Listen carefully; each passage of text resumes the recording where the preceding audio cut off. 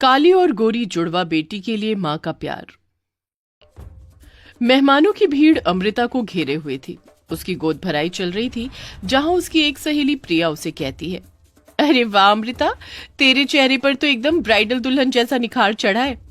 भाई तू है भी तो दूध जैसी गोरी चिट्टी सुंदर, और मैंने तो सुना है कि बच्चे बिल्कुल माँ पर जाते हैं। इसका मतलब तेरे आने वाले बच्चे भी दूध से सफेद होंगे। अपने गोरे रंग रूप का बखान सुनकर अमृता इतरा कर बोली,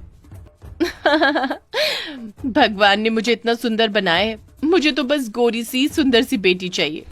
और अगर काला बच्चा हुआ तो? ये सुनकर अमृता भद्दा सा मुंह बनाकर बोली, काले बच्चे का तो सवाल ही पैदा नहीं होता, बिकॉज मुझे काले रंग से नफरत है, नफरत। भगवान ने अमृता को रच कर सुंदरता दी थी, और गोरा दूधिया रंग, तिरछे नैन नक्श, इसलिए उसे अपने गोरेपन पर बहुत गुमान था। गुजरते दिन के साथ अमृता को दर्द शुरू हो जाता है। आ आ आ आ थोड़ी देर में अमृता एक गोरी बेटी को जन्म देती है और कराहते हुए भी एक ही शब्द पूछती है, डॉक्टर, डॉक्टर मेरी बेटी गोरी तो है ना? डॉक्टर बड़े अचंभे से उसे देखता है। पहली बार ऐसी माँ देखी है जिसे डिलीवरी के दर्द से ज्यादा बच्चे के गोरे और काले रंग की पड़ी है। अमृता एक नहीं बल्कि 2 जुड़वा बेटियों को जन्म देती है, जिसमें एक गोरी और दूसरी बहुत काली होती है। डॉक्टर, कहाँ है मेरी दोनों जुड़वा बेटियां? मैं उन्हें देखना चाहती हूँ। जी, ये रही आपकी बेटियां। गोरी बेटी को देखकर तो अमृता फूली न समाई, मगर अपनी काली बेटी को देखते ही उसने उसे गोद से झटक दिया। अमृता, पागल हो गई हो? अगर अभी मैंने संभाल ना लिया होता तो गुड़िया गिर जाती। नहीं नहीं, ये इतनी काली कलूटी मेरी बेटी नहीं हो सकती। ये तुम कैसी बातें कर रही हो अमृता? तुमने इसे जन्म दिया है, और बच्चे चाहे काले हो या गोरे, माँ के लिए दोनों बराबर होते हैं। अपने पति आनंद के लाख समझाने पर भी अमृता अपनी काली बेटी को स्वीकार नहीं करती, जबकि सारा लाड प्यार वो अपनी गोरी बेटी पर जताती। अमृता ने अपनी गोरी बेटी को लाव्या नाम दिया, वहीं आनंद ने काली बेटी को सांझ नाम दिया। गुजरते वक्त के साथ दोनों 7 साल की हो गई। दोनों जुड़वा थी, इसलिए उनकी शक्ल भी मिलती जुलती थी। दोनों के बीच बड़ा प्यार था, साथ में स्कूल जाना, एक साथ खेलना कूदना, जिसे देखकर अमृता को चिढ़न होती। लाव्या, तुम अपने चेहरे पर क्या लगाती हो जो तुम्हारा चेहरा चांद की तरह चमकता है?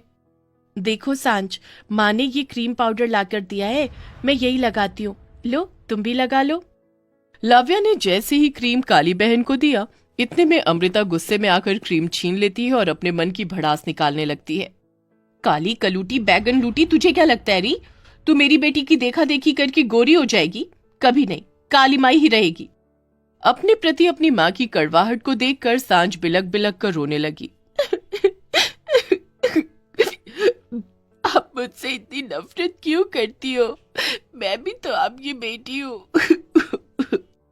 ये कहते सांझ ने अपनी माँ का आंचल छुआ, तभी उसने उसे दूर धकेल दिया। दूर हट मुझसे, नासपीटी कहीं की। सांझ, सांझ तुम ठीक तो हो? उठ मेरी बहन। लव्या अपने हाथों से उसे मलहम लगाती है। इसी तरह दिन महीने साल बीतते गए, मगर अमृता के मन में अपनी काली जुड़वा बेटी के प्रति बसी हुई नफरत कभी नहीं घटी, और 18 साल बीत गए।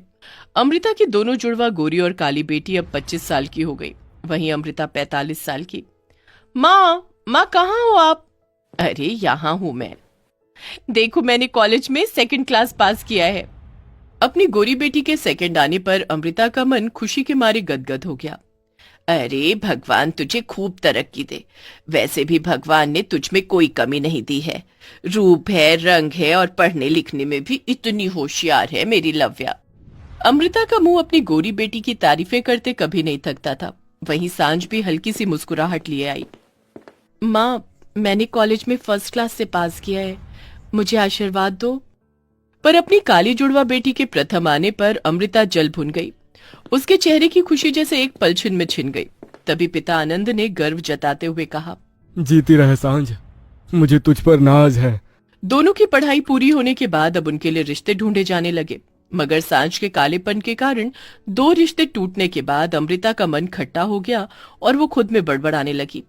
पता नहीं कौन थामेगा इस काली कलूटन का हाथ, नाक कटवा कर रख दी। अब तो बस कोई भी गरीब घरवर देखकर इस कल्लू माई को रफा दफा कर दूंगी, और उसके बाद अपनी लाव्या की शादी धूमधाम से बड़े घर में करूंगी। अमृता ने गायत्री के बेटे चंदन से गरीब सांझ का रिश्ता कर दिया, जिस पर आनंद ने आपत्ति जताते हुए कहा, अमृता, तुम माँ हो या दुश्मन? तुम मेरी सांझ की शादी नहीं कर रही हो, बल्कि उसे गरीब घर में ढा रही हो। तभी अमृता झूठ मूठ का रोना रोकर बोली, अरे तो मैं और क्या करती, तुम्हारी इस काली कलूटी लाडली को कोई पसंद भी तो नहीं कर रहा था। मैं जुबान दे चुकी हूँ, अब अगर ये शादी नहीं हुई तो मैं अपनी जान दे दूंगी। आप चिंता मत कीजिए माँ, आपने जहाँ मेरी शादी तय की है मैं वहीं शादी करूंगी, जैसा आप चाहेंगी वैसा ही होगा। ये कहते कहते अमृता की काली बदकिस्मत बेटी उसके पैरों में सिसक सिसक कर रोने लगी। खर्चे से बचने के लिए एक मामूली सी बारात घर में 4 लोगों में शादी कर दी गई। यहाँ तक कि उसकी प्यार भरी विदाई भी हो रही थी। बाबा, बाबा। जा मेरी बच्ची, भगवान करे तेरे ससुराल में तुझे हर खुशी मिले। अच्छा माँ, मैं चलती हूँ। सांझ टूटा मन लिए अपने गरीब ससुराल आ गई, जहाँ गायत्री ने उसका दिल से स्वागत सत्कार किया। आओ दुल्हन, ये हम गरीबों का सौभाग्य है जो तुम इस घर की लक्ष्मी बनकर आई हो। अपनी सास के मन में ऐसे स्नेह को देखकर सांझ के मन के सारे घाव भर गए। वहीं दूसरी तरफ अमृता ने अपनी गोरी बेटी लाव्या की शादी दौलतमंद घर देखकर, बहुत सा दान दहेज देकर पूरे धूमधाम से निरंजन के बेटे अजिंक्य से कर दी। समधन जी, मैंने अपनी बेटी को बड़े नाजों से पाला है। फूल सा नाजुक शरीर है इसका, इसे खुश रखना। जा लाव्या बेटी, अपने ससुराल में खुश रहना। आप बिल्कुल भी चिंता मत कीजिए अमृता जी, आज से आपकी बेटी मेरी बेटी है। निरंजना ने ऐसा कहकर अमृता को यकीन तो दिला दिया, मगर अमृता को कहाँ पता था कि लाव्या की जिंदगी में पहाड़ सा दुख भोगना लिखा है। लाव्या हर लड़की की तरह आंखों में ढेरों सपने लेकर ससुराल चली जाती है, मगर शादी के अगले दिन से निरंजना अपनी बहू के साथ किसी नौकर से भी बदतर बर्ताव करने लगती है और झाड़ू मारकर उसे उठाती है। अरे अरे ओ कामचोर, चल उठ जा और आधे घंटे के अंदर पूरे घर की सफाई कर। पर सासू माँ, इतने बड़े घर में नौकर चाकर नहीं है क्या? ओ अच्छा, तो अब लाडो रानी को नौकर चाहिए। क्यों री, तू आसमान की हूर पर ही उतर कर आई है? चल जल्दी से सफाई कर, नहीं तो ये गोरी चमड़ी झाड़ झाड़ कर राख कर दूंगी। उसी दिन से लाव्या अपने ससुराल में डरी सहमी सी रहने लगी, तो वहीं सांझ अपने गरीब ससुराल में खुशियों भरी जिंदगी बिता रही थी। गुजरते दिन के साथ दोनों जुड़वा बहनें प्रेग्नेंट हो गई। अधिकतर काम करने की वजह से लाव्या एकदम कमजोर हो गई। अजिंक्य, मैं माँ बनने वाली हूँ और तुम पापा। तो क्या करूं? नाचूं? हाँ, तुम क्या दुनिया की पहली औरत हो जो बच्चा पैदा करोगी? तभी निरंजना ने अपनी बहू को धमकाते हुए कहा, कान खोलकर सुन ले बहुरानी, होगी तू अपने घर की राजकुमारी, पर ये तेरा ससुराल है, और जरा भी ये मत सोचना कि तू प्रेग्नेंट है तो मैं घर में नौकर रखूंगी। सब कुछ तुझे ही करना पड़ेगा। आज तो चूल्हे से कुछ ज्यादा ही धुआं उठ रहा है। अरे बहू, मैं खाना बनाती हूँ, देख तुझे धुआं लग रहा है। ये तेरे और तेरे होने वाले बच्चे के लिए बिल्कुल भी ठीक नहीं। गायत्री अपनी बहू को हटाकर खुद चूल्हा फूंकने लगती है। तभी चंदन सर से पांव तक मिट्टी में सना हुआ गमछे में इमली और कैरी लेकर आता है। ये लो सांझ, तुम्हें कैरी खाने का मन कर रहा था ना, देखो मैं तुम्हारे लिए ले आया हूँ, और ये गरम गरम जलेबी भी छनवा कर लाया हूँ। शुक्रिया चंदन जी। वहीं लाव्या की सास और पति उसे मार पीट कर भगा देते हैं। लाव्या, मेरी बच्ची, ये सब क्या है? क्या हुआ है? वो अपनी माँ को रोते हुए सारी बात बताती है। माँ, तुमने मेरी शादी अमीर घर में की, मगर फिर भी तुम्हारी बेटी आज सुखी नहीं है, क्योंकि जो दुख तुमने मेरी जुड़वा बहन को इस घर में दिए, शायद ये उसी की बददुआ है जो तुम्हारी इस बेटी को इस तरह से मिल रही है कि मैं दुख झेल रही हूँ।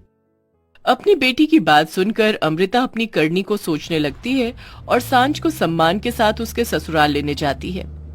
समधन जी, मैं अपनी बेटी को लेने आई हूँ। हमारे यहाँ बेटी का पहला बच्चा उसके मायके में होता है। ये सुनकर सांझ रो पड़ती है। माँ,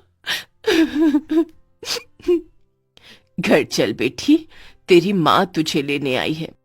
अमृता अपनी दोनों बेटियों की एक समान देखभाल करती है और सांझ को खूब प्यार देती है। वहीं थोड़े दिन बाद निरंजना को अपनी गलतियों का एहसास हो जाता है और वो भी लाव्या को इज्जत के साथ लेकर जाती है।